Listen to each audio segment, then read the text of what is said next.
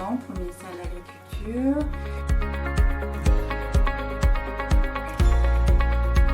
J'ai commencé en janvier 2020.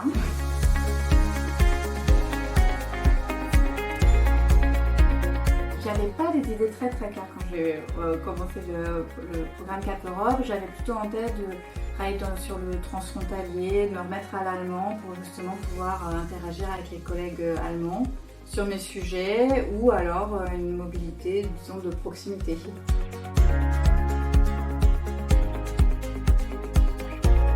Ah bah, pour moi ça a été passionnant et puis ça a été déterminant dans les choix tout récents que j'ai eu à faire. Et ça a été par étapes en fait. J'ai commencé du coup avec cette idée-là d'apprendre. Enfin, j'ai appris l'allemand, enfin j'ai révisé l'allemand plutôt que j'avais un peu pas tellement utilisé là depuis 15 ans. Du coup, voilà, avec la petite préparation qu'on a eue à l'ENA, ça m'a aidé à passer la première étape. Et puis j'ai passé la deuxième étape, et là du coup j'ai commencé à me dire finalement pourquoi pas. Voilà, et donc même si le concours je l'ai pas eu, j'étais pas très loin. Et du coup je me suis dit je vais continuer.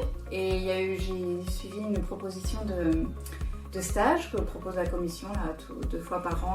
Elle offre des places de stage aux fonctionnaires des pays membres. Et je suis allée du coup l'année dernière, entre octobre et février, 4 mois, participer avec les équipes de la commission sur des sujets très proches des miens, mais en Allemagne, Autriche, Croatie, ça élargit un peu ma palette.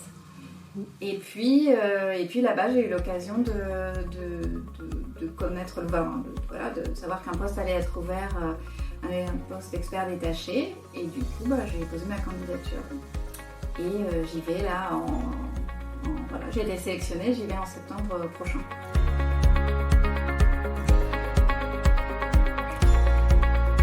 Moi, clairement, j'aurais jamais imaginé travailler vraiment pour la commission quand j'ai commencé le programme en janvier 2020.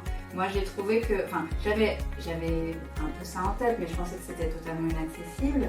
Mais justement, de participer à ce programme, de commencer par étapes, réviser progressivement, au fur et à mesure du temps, je me suis dit finalement, c'est pas si impossible que ça.